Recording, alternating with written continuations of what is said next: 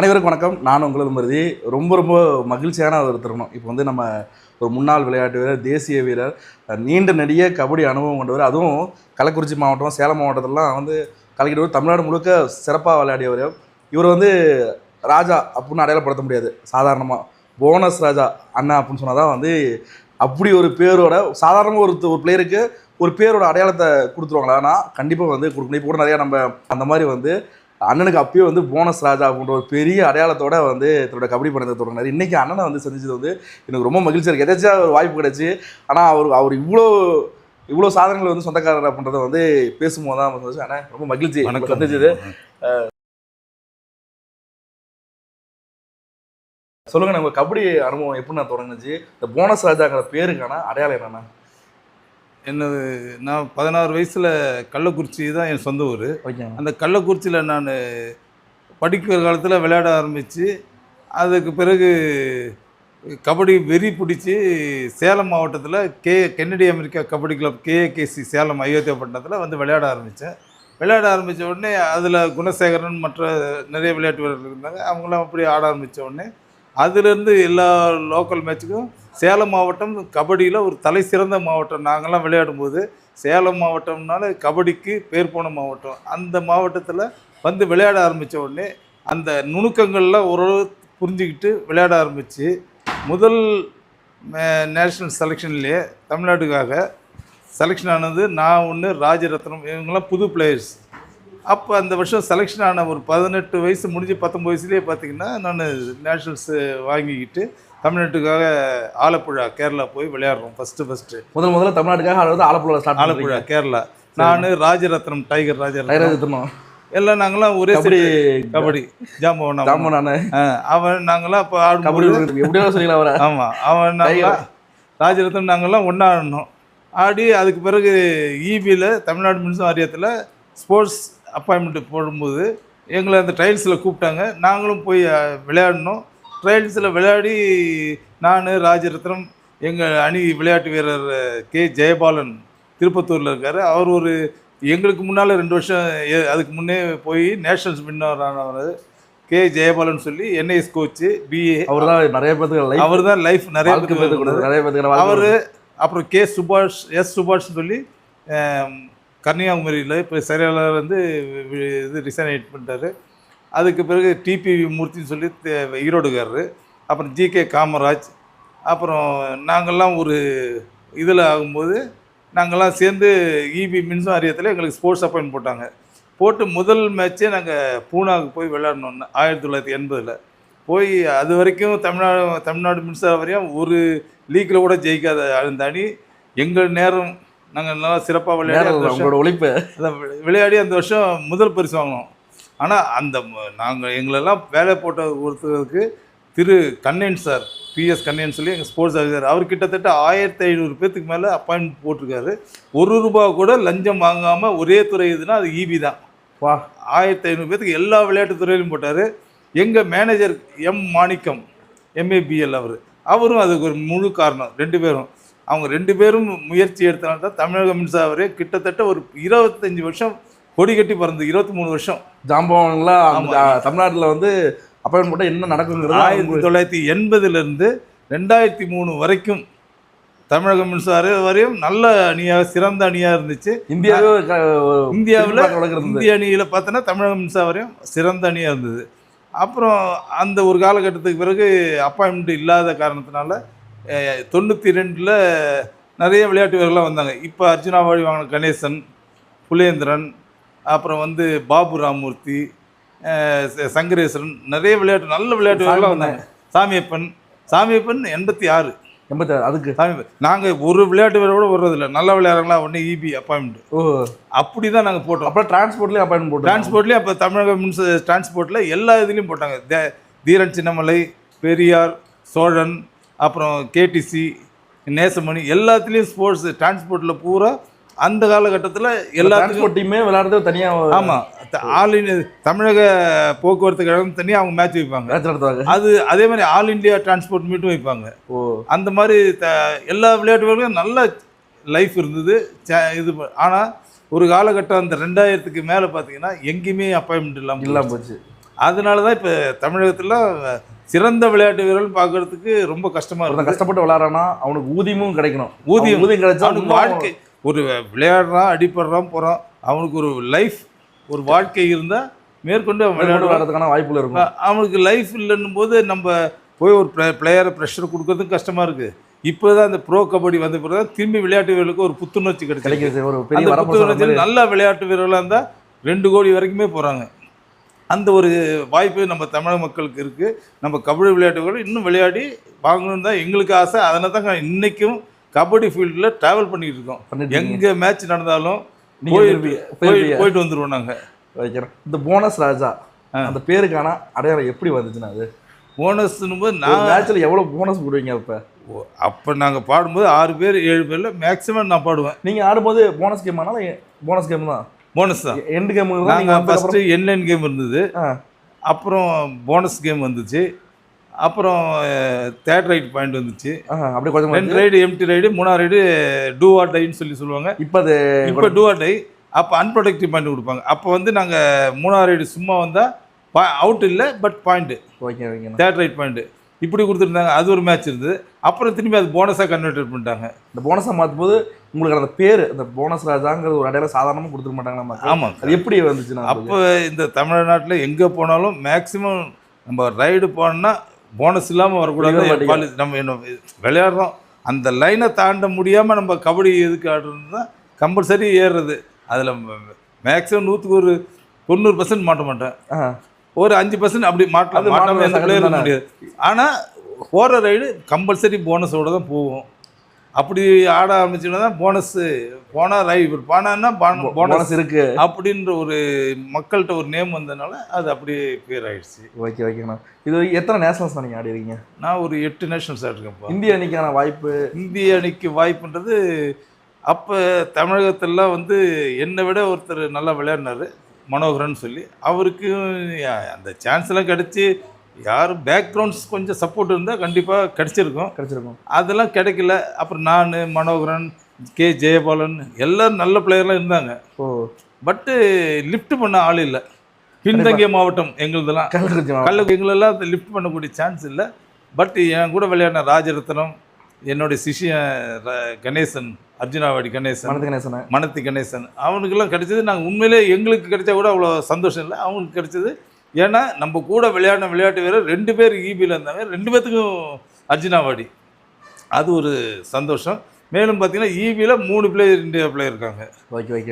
ஈபியில் இப்போ 4 பேர் இருக்காங்க. முருகானந்தம்னு சொல்லி இந்தியா பிளேயர் இருக்காங்க. இப்போ தற்போதுமே இன்கம் டேக்ஸில் இருக்காங்க. அதான் அவனும் ஒரு நல்ல சிறந்த விளையாட்டு வீரர். 4 பேர் இருந்திருக்காங்க. டிபி டீம்லேருந்து 4 இந்திய விளையாட்டு வீரர்கள் இருந்திருக்காங்க. ஆமாம். ஓகே நம்ம மகிழ்ச்சிண்ணா. இப்போ கபடி பிளேயருக்கு எது அட்வைஸ் பண்ணணும்? நீங்கள் விளையாண்ட காலகட்டத்தில் எப்படி இருக்குது, இப்போ எப்படி இருக்குது, இப்போ ஃபியூச்சர்ஸ் எப்படி இருக்குது அப்படின்றத உங்களால் முடிஞ்சால் சொல்லலாம்ண்ணா உங்கள் அனுபவத்தில். நாங்கள் விளையாடுற காலத்தில் எங்களுக்கு கபடி வெறித்தனமாக இருந்தது. ஆனால் கபடியில் ஒரு அப்பாயின்மெண்ட் கிடைக்கும், ஒரு வேறு ஏதாவது லைஃப் கிடைக்கின்றதெல்லாம் நாங்கள் ஆடலை. இப்போ இருக்கிற அத்தனை பிளேயரும் எடுத்து பாருங்கள். பழைய பிளேயர்ஸ்லாம் இப்போ இன்கம் டேக்ஸில் ஒரு 4-5 பேர் நம்மளுக்கு தெரிஞ்ச பிளேயர்ஸ்லாம் இருக்காங்க. ராஜ்குமார், இந்த முருகானந்தம், நிறைய விளையாட்டு வீரர்கள்லாம், இப்போ கணேசன், ரவிசுந்தர் ஒருத்தர் இருந்தார். எல்லாருமே பார்த்திங்கன்னா யாருமே வேலை கிடைக்கின்றதுக்காக விளையாடல, ஏதோ கபடி விளையாடணும் அந்த வெறியில் ஆடினாங்க. பட் அந்த நேரத்தில் ஒரு நேஷனல்ஸ் போனாங்க, ஒரு வேலை கிடைச்சது, போயிடுச்சு. இப்போ இருக்கிற பிளேயர்ஸுங்கள்கிட்ட நம்ம சொல்ல முடியல. ஆனால் இப்போ இருக்கிற பிளேயர்ஸ்க்கு எங்களை விட நல்ல ஃப்யூச்சர் இருக்குது. அதுக்கு என்ன காரணம்னா, அந்த ப்ரோ கபடின்னு ஒரு வந்ததுனால இவங்க நேஷனல்ஸில் ஆடி நல்லா விளையாடினாங்கன்னா கண்டிப்பாக ப்ரோ கபடியில் செலெக்ஷன் பண்ணுறாங்க. யுவா கபடி சீரிஸ் நடந்துச்சு. யுவா சீரியஸ் நல்ல ஒரு வாய்ப்பு. அதான் யுவா சீரியஸ் ஏதோ அந்த பிளாட்ஃபார்மில் பசங்களை கொண்டு நிறுத்ததுக்கான ஒரு சூழல் இருக்குது. இப்போ பவான் சராவத், இப்போ Indian captain Pawan Sehrawat only do or die raider தான். பெங்களூர் புல்ஸில் ஒன்லி டூ ஆர் டை ரைடராக வச்சுருந்தாங்க. எப்போயாவது அவுட் ஆகும்போது அவரை கூப்பிட்டு உள்ளே ரைடு போட சொல்லுவாங்க. அந்த ரைடில் அவர் ஷைன் பண்ணதுனால அடுத்தது அவர் மெயினில் போட ஆரம்பித்தாங்க. மெயினில் போட்டோடனே அடுத்தது இந்தியன் ரயில்வேஸ்க்கு மெயினில் ஆடினார், இந்தியன் ரயில்வேஸில் ஆடினார். அது இல்லாமல் இந்தியன் டீம் செலெக்ஷன் ஆனார், இந்தியன் டீம் கேப்டன் ஆனார். இப்போ ரிசர்வ் பேங்க்கில் மேனேஜராக இருக்காரு. இப்போ வந்து அடுத்து கேப்டன் இந்திய அணியோட ஏசியன் கேம்ஸ் ஆட போகிற கேப்டன் யாருங்கிறது போயிட்டு இருக்கு டிஸ்கஸ். ஆமாம். உங்களோட கணிப்பு இந்த வருஷம் ஏசியன் கேம்ஸ் யாருன்னா கேப்டனாக இருப்பாங்க இந்தியா டீமுக்கு? இந்த வருஷம் போன வருஷம் பவன் தான் கேப்டன். பவன் தான் கேப்டன். பவானுக்கு அதான் இந்த டைம் பார்த்தீங்கன்னா அர்ஜுன் தேஷ்வாலுக்கு கொடுப்பாங்க, வாய்ப்பு இருக்கலாம். வாய்ப்பு போன டைம் சுனிலுக்கு வந்து வாய்ப்பு இருந்துச்சு. ஆனால் சுனில் இந்த விசா பிரச்சனால சுனிலுக்கு வந்து கேப்டன் இது கொடுக்கல. விசா லேட்டாக போனதால. சுனில் ஒரு நல்ல டிஃபெண்டர். சுனில் பொறுத்த வரைக்கும் நம்ம இந்திய அணியில் நல்ல ஒரு டிஃபெண்டர் யாருன்னா சுனில். நல்ல இந்தியன் ரயில்வேஸில் ஆடுறாங்க. இந்தியன் ரயில்வேஸில் ஆடுறவங்கள நல்ல பிளேயரு, எந்த ஒரு இதுவும் சொல்ல முடியாது. நம்ம இந்திய அணி சிறந்த அணி தான். அந்த ஒரு நான் தமிழ்நாடு பிளேயர் சொல்கிறது என்னென்னா இவங்களும் தேவையில்லை. நம்ம ஒரு இந்தியன் டீம் செலெக்ஷன் ஆனால் அதுக்கு சென்ட்ரல் கவர்மெண்ட்டில் அமௌண்ட் தராங்க, 2 crores என்ன தராங்க. நம்ம இந்தியன் டீமில் வின் பண்ணால் ஒரு 1 crores தராங்க, ஒரு வீடு தராங்க, ஒரு வேலையில் இருந்தால் ப்ரொமோஷன் தராங்க. அந்த 3% கோட்டாவில் கண்டிப்பாக கவர்மெண்ட் வேலை கிடைக்குது. கிட்டத்தட்ட பார்த்தீங்கன்னா அவன் லைஃப் எங்கேயோ மாறிடுது. ஆப்பர்ச்சுனிட்டிஸ் நிறையா இருக்குது. பிளேயர்ஸோட உழைப்பு கம்மியாக இருக்கும் கண்டிப்பாக. அதே மாதிரி ப்ரோ கபடியில் ஒரு 3 years 4 years அவன் சும்மா போய் சைன் பண்ணாலே ஒரு மினிமம் பார்த்தீங்கன்னா ஒரு 90 lakhs 50 lakhs அப்படி பார்த்துட்டா கூட அவன் மோர் தென் 2 crores ஏர்ன் பண்ணிடுறான். ஒரு ஜாப்லேருந்து அவன் 35 வருஷம் 34 வருஷம் சம்பாதிக்கிறத ஒரு 4 yearsல அவன் சம்பாதிச்சு பிஸ்னஸ் பண்ணான்னா அவன் லைஃப் எங்கேயோ போயிடுது. அதை நம்ம பிளேயர்ஸ் அதை உணர்ந்து இந்த மாதிரி நம்மளுக்கு ஒரு சான்ஸ் இருக்குது, இதை யூட்டிலைஸ் பண்ணலாம் அப்படின்னு சொல்லி ஒவ்வொரு விளையாட்டு வீரனும் செல்ஃப் இன்ட்ரெஸ்ட், நாம் என்னால் முடியும் நான் பண்ணி காட்டணும்னு சொல்லி அப்போவும் பார்த்தீங்கன்னா இப்போ நிறைய பிளேயர் எனக்கு தெரிஞ்சு கணேசன் ஆகட்டும், ராஜரத்னம் ஆகட்டும், இவங்களாம் மனோகரன் ஆகட்டும், இவங்களாம் முரட்டுத்தனமாக ஒர்க் அவுட் பண்ணிட்டு இருப்பாங்க. காரணம் என்னென்னா அந்த ஒர்க் அவுட் வந்து அவங்க கபடியில் முன்னேறணும் இதெல்லாம் இல்லை, வெறித்தனமாக செய்யணும் செஞ்சாங்க. அந்த ஒரு பாடி பவர் வந்து அவங்களுக்கு அந்த தண்ணி ஊற்றினா இளநீர் கொடுக்குற மாதிரி அவங்களுக்கு ஒரு லைஃப் கிடச்சிடுச்சு. அதுதான் இவங்க இப்போ இருக்கவங்க வராங்கன்னா என்னென்னா என்ன கிடைக்கும், ஒரு மேட்ச்சுக்கு போனால் நம்ம ஃபஸ்ட் ப்ரைஸ் வாங்கினா என்ன, அப்படி தான் பார்க்குற முடியும். நாம் விளையாடுறதுனால நம்மளுக்கு என்ன பெனிஃபிட், ஒரு இந்தியா வாங்கினா என்ன கிடைக்கும் அப்படின்ற மென்டாலிட்டி அவங்களுக்குள்ளே வந்துச்சுன்னா இம்ப்ரூவ் பண்ணுவாங்க. இப்போ ஹரியானாவில் பார்த்தீங்கன்னா 100 கிளப்புக்கு மேலே அகாடமியே இருக்குது. இங்கே தமிழ்நாட்டில் 1-2 அகாடமி தான் செயல்பட்டு இருக்காங்க. இப்போ ஹரியானாவில் 100 அகாடமி ஒவ்வொரு கிராமத்துக்கும் வச்சு நடத்திருக்காங்க. ஒவ்வொரு அகாடமி வச்சு விளையாட வச்சு அதில் செலெக்ஷன் வச்சு இப்படிலாம் இன்னைக்கு அதுக்குமே அவங்க தான். அதனால தான் அந்த இன்னைக்கு ஹரியானா ஸ்டேட்டில் அவன் ஸ்டேட் செலெக்ஷன் வாங்குறது இந்தியா செலெக்ஷன் மாதிரி இருக்குது அங்கே. காரணம் என்னென்னா அந்த அளவுக்கு கிட்டத்தட்ட ஒரு 5000 பேர் சாதாரணமாக விளையாடுறாங்க. அதில் 5000 பேர்த்தில் எப்படி அவன் செலெக்ஷன் கொடுப்பாங்க? ஸ்டேட் செலெக்ஷன் கொடுக்குறதுன்னா சாதாரண அசோசியேஷனில் அவ்வளோ திணறாங்க. அதே மாதிரி விடுறது எந்த பேர் இது நம்ம இந்திய தமிழ்நாட்டிலையும் நல்ல விளையாட்டு வீரர்லாம் இருக்கிறாங்க. பட் ஆனால் அவங்க வந்து அந்த ஏதோ மேட்ச்சு ஆடணும் தோத்துட்டா அதோடு போயிடுறாங்க. தோத்துட்டா நம்ம ஏன் தோற்றோம், எதனால் தோற்றோம், சரி ரைட் அடுத்த மேட்ச்சில் அதை எப்படி சரி பண்ணணும், இதெல்லாம் மக்கள் அந்த விளையாடுற மக்கள் கொஞ்சம் இது பண்ணாங்கன்னா கண்டிப்பாக தமிழ்நாடு திரும்பியும் இந்த 94 national games winner, national championship winner, அப்புறம் ஃபெடரேஷன் அந்த மாதிரி 3த்தையும் தமிழக அணி எடுக்கும். இன்றைக்கும் எடுத்ததுனால தான் பாஸ்கர், கணேசன், ராஜரத்னம், சாமியப்பன், முருகானந்தம் இந்த மாதிரி விளையாட்டு வீரர்கள்லாம் வராங்கன்னா இதுக்கு காரணம் வந்து அலத்தங்கரை ரவி இந்த மாதிரிலாம் ஒவ்வொருத்தரும் வராங்கன்னா அதுக்கு காரணமே என்னென்னா அவங்களாம் அந்த ஒரு கோஆப்ரேஷனாக விளையாடணும், இந்த அணியை ஜெயிக்கணும். இப்போ நம்ம போகிறோன்னா என்ன ஜெயிக்க முடியுமா, அப்படியே நம்ம எல்லாம் வாய்ப்பு இருக்குது அப்படின்றத வந்து இப்போ போன மேட்ச்சு கூட இந்த குவார்ட்டர் ஃபைனலில் தோத்தாங்க. நல்ல உங்களுக்கு ஒரு சான்ஸ் கிடச்சிது, மயிரையில் தோத்தாங்க. பட் ஆனால் வந்து நம்ம அணி செமிஃபைனல் ரீச் ஆகும்னு நினச்ச அணி குவார்ட்டர் ஃபைனலில் நம்ம டீம் ஃபெடரேஷன் கப்லையும் தோத்துச்சு, இதில் நேஷ்னல்ஸையும் தோத்தாங்க. நேஷ்னல்ஸில் நம்ம அணி வந்து நல்ல சிறந்த அணியான ஹரியானாவை ஜெயிச்சாங்க. ஆமாங்க. பட்டு சண்டிகாட்டை விட்டாங்க. பவான் சார்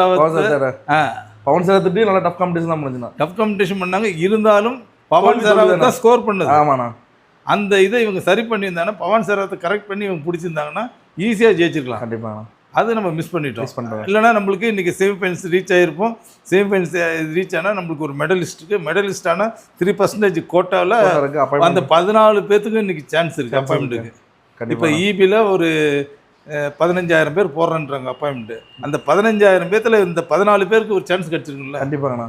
450 பேர் போடலாம். 450 பேர் இப்போ கேர்ள்ஸுங்கெல்லாம் எத்தனை பேர் வாங்கிட்டாங்க ஒட்டஞ்சத்திரத்தில் இந்த பிள்ளைங்களாம். எப்போ நம்ம பசங்க வாங்கியிருக்கலாம் 14 பேர், கண்டிப்பா. அது ஒரு மிஸ் ஆயிடுச்சுல, அந்த ஜஸ்ட் மிஸ் மயிரில். இப்போ இதுக்கு திரும்பி நீ ஒரு வருஷம் கஷ்டப்படணும், அந்த ஃபார்முக்கு வச்சிருக்கணும், அந்த ஃபார்மில் இருக்கணும், அந்த ஒரு வருஷம் கஷ்டப்படணும். அடுத்த வருஷம் சப்போஸ் மிஸ் ஆயிடுச்சுன்னு வச்சுங்க கஷ்டம். இந்த வருஷம் அவ்வளோ நல்ல விளையாடு, கிடைச்ச வாய்ப்பை பயன்படுத்தி, கிடைச்ச வாய்ப்பு, அதுதான் சொல்கிறேன். இதெல்லாம் கோல்டன் ஆப்பர்ச்சுனிட்டி. இந்த கோல்டன் ஆப்பர்ச்சுனிட்டியை அவங்க நல்லா யூஸ் பண்ணாங்கன்னா கண்டிப்பாக இந்த வருஷம் சால்ட்டாக வாங்கிருக்கலாம். 15 பேர் 14 பேர் அப்பாயின்மெண்ட்டு வாங்கிருக்கலாம். அது எங்களுக்குலாம் உள்ளுக்குள்ளே அந்த வருத்தங்கள் இருக்குது. ஏன்னா நாம் அனுபவிச்சதை பசங்க அனுபவிச்சாங்கன்னா எவ்வளோ நாளாக இருக்கும். அதுதான். ஓகேங்கண்ணா, ரொம்ப மகிழ்ச்சிண்ணா. இவ்வளோ நேரம் நமக்காக வந்து கபடி குறித்து பேசுறது எனக்கு ரொம்ப சந்தோஷமா இருக்கும். கூட பேசுறது அவ்வளோ உணர்வுபூர்வமாக இருந்துச்சு எனக்கு. இது இந்த பேட்டி ஆதங்கம், அந்த உணர்வுபூர்வமாக பசங்க ஜெயிக்கணும். நான் இன்றைக்கும் எப்பயுமே வந்து எங்களுக்கு அந்த கபடி தான், வேறு எந்த ஒரு இதுவும் இல்லை. நாம் வந்து கபடியில் விளையாடுறோம், நாமெல்லாம் வந்துட்டோம். இன்னும் எத்தனை பேர் விளையாடும் போது அந்த விளையாடும் போது நம்மளுக்கு அந்த உள்ளுக்குள்ளே அவங்க செய்கிற மிஸ்டேக்லாம் இருக்குது. பட் நம்ம சொன்னால் அதை அவங்க எடுத்துக்கக்கூடிய பக்குவம் யாருக்குமே இல்லை. இப்போ பிளேஸுக்கு கண்டிப்பாக விளையாடுறோம், ஜெயிச்சா மதிக்கணும், தோத்தா போயிடுறாங்க. அதை விட சரி அடுத்தது போய் நம்ம அது ஏன் இப்படி பண்ணோம் அந்த தப்புன்றது அவங்க இது பண்ணுறதில்ல. அதனால நாங்கள் மேட்ச்சை மட்டும் பார்த்துட்டு வந்துடுது. நார்த் இந்தியன்ஸ் எல்லாம் ஜெயிக்கும் போது எங்களுக்கு சங்கடமாக இருக்கும். அதானா என்னடா நம்ம பசங்க தோத்துட்டாங்களேன்னு. ஆனால் அதை வெளிக்காட்ட நம்மளால முடியல. கண்டிப்பாக அது ஒரு பெரிய ஆதங்கமாக இருந்துகிட்டே இருக்குல்ல. இப்போ இந்த கட்டக்குடி மேட்ச்சுக்கு எல்லா மேட்ச்சுக்கும் போயிடுறோம் நாங்கள், ஆல் இண்டியா மேட்ச்சுக்கு. அங்கே போனால் நம்ம தமிழ் டீமு 6 டீம் என்னமோ ஆடிச்சு. ஆனால் ஒருத்தர் கூட ஒரு பொசிஷனுக்கு வரல. குவார்ட்டர் ஃபைனல் கூட நம்ம ரீச் ஆகல. அப்போ எல்லாமே பார்த்து நார்த்துக்காரங்க. நாங்கள் போயிட்டு அடுத்த நாளே அன்றைக்கி வந்துட்டோம். மேட்ச்சை பார்க்குறதுக்கு நிற்கல. காரணம் என்னென்னா நம்ம பசங்களில் எதுக்கு போய் மேட்ச்சை பார்த்துக்கிட்டுன்னு. அதே நம்ம பசங்க இருந்தாங்கன்னா நம்ம பசங்க ஜெயிப்பாங்கன்றது. நம்ம ஒட்டஞ்சத்திரத்தில் இருந்தோம், 10 லட்ச ரூபா மேட்ச் வச்சாங்க. நம்ம இன்கம் டேக்ஸ் டீம் ஆடிச்சு. மேட்ச் ஃபைனல்ஸில் வந்து மயிரையில் ஒரு பாயிண்டில் தோத்தாங்க. பட் ஆனால் நல்ல மேட்ச், பசங்க நல்லா ஆடினாங்க. அதுக்கு அந்த மேட்ச்சுக்கோசரம் நாங்கள் 4 நாள் உட்காந்துருந்தோம். அதேமாரி லேடிஸில் பார்த்தோன்னா நம்ம அந்தியூர் அணி ஜெயிச்சது, செகண்டு ஒட்டஞ்சத்திரம். அந்த மேட்ச் நம்ம பிள்ளைங்க ஜெயிக்கும் போது, நம்ம பசங்க ஜெயிக்கும் போது அந்த ஒரு சந்தோஷம், நாம விளையாடி ஜெயிச்ச மாதிரி ஒரு சந்தோஷம். அதே இது இவங்க நம்ம பசங்க தோக்கும் போது அந்த வருத்தம் நம்மளுக்கு இருக்குது. ஆனால் அந்த பசங்க இப்போ வந்து ரொம்ப ஈஸியாக எடுத்துகிட்டு போகிறாங்களோ, அது வருத்தங்கள் அவங்களாம் பகிர்ந்தாங்கன்னா கண்டிப்பாக நம்ம அணி அடுத்த வருஷமாவது நம்ம அணி நேஷனல்ஸில் ஒரு கண்டிப்பாக செமிஃபைனல்ஸ் வரலாம். கண்டிப்பாண்ணா. ரொம்ப மகிழ்ச்சிண்ணா. இவ்வளோ நேரம் வந்து பேசுனதுக்கு ரொம்ப நன்றிண்ணா. தொடர்ந்து கபடி பேனல் நீங்கள் இணைந்தே இருக்கணும்னா கண்டிப்பாக நாங்கள் எப்பயுமே கபடியும் நாங்களையும், ஏன்னா கபடியால் தான் நாங்கள் இன்றைக்கி எங்கள் ஒரு இவ்வளோ பெரிய ஆள்லாம் இல்லை, இருந்தாலும் எங்களுக்கு தெரியுதுன்னா அது கபடி தான் எங்களுக்கு வாழ்வழிச்சுது. கண்டிப்பாங்கண்ணா. கபடி தான் எங்களுக்கு. கபடி ஒன்று இல்லைன்னா நாங்களாம் யார் எங்கே இருப்போம்னு யாருக்கும் தெரியாது. கபடி ஒன்று தான் நம்மளுக்கு இந்தியாவில் எல்லாத்தையும் தெரியுது. 2வது கன்னியாகுமரியில் இருக்கிற ஒருத்தர் ராஜரத்னமாகட்டும், மனோகரனாக இருக்கட்டும், ரவிச்சந்திரனாக இருக்கட்டும், இந்த ஆண்டை பார்த்திங்கன்னா சென்னையில் பாபுராம், இந்த மாதிரி எந்த விளையாட்டு வேறு யாராக இருந்தாலும் நம்மளுக்கு தெரியுதுன்னா அந்த கபடி தான் நம்மளை லிங்க் பண்ணுது. கண்டிப்பாக. அதனால அந்த கபடியை வந்து நாங்கள் கபடியே எங்கள் உயிர் ஒன்று தான். கண்டிப்பாக மகிழ்ச்சி. அந்த கபடிக்காக நாங்கள் என்றைக்கும் எதுக்கும் நாங்கள் ரெடியாக இருக்கிறோம். ரொம்ப மகிழ்ச்சி. ரொம்ப நன்றி. ஓகேப்பா, நன்றிப்பா.